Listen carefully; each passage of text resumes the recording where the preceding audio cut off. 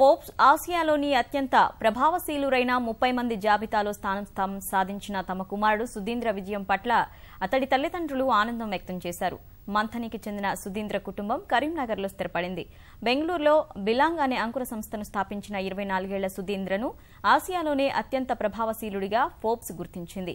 తమ కుమారుడు కరీంనగర్లోనే 10వ తరగతి వరకు చదివాడని, ఇంటర్ తర్వాత ఐఐటీలో సీటు వచ్చినా బిట్స్ పిలానీలోనే చదువుతానని పట్టుబట్టి చేరాడని అతడి తల్లిదండ్రులు తెలిపారు.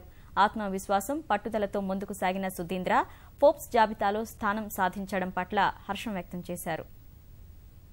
మొదటి నుంచి కూడా క్లాసుల్లో చురుగ్గానే ఉండేవాడు, మంచి చదివేవాడు, ఎప్పుడు కూడా మొదటి 2 స్థానాల్లో ఉండేవాడు. ఆ తర్వాత 2014 లోపల అతను గ్రాడ్యుయేషన్ అయిన తర్వాత అక్కడ ఈ బిలాంగ్ అనే సంస్థను స్టార్టప్ను బెంగళూరులో స్థాపించడం జరిగింది.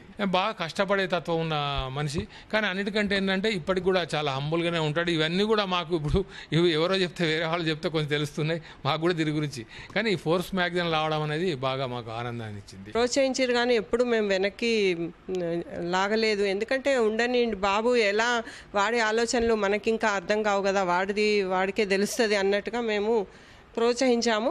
అలాగే వాడు ముందుకు వెళ్ళాడండి. 2 ఇయర్స్లోనే ఈ కంపెనీ ఇంతగా అభివృద్ధి చెందించాడు.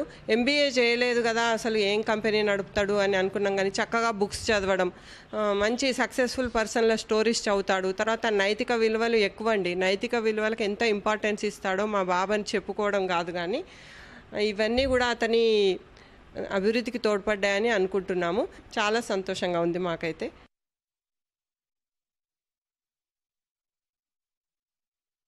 మొదటి నుంచి కూడా క్లాసుల్లో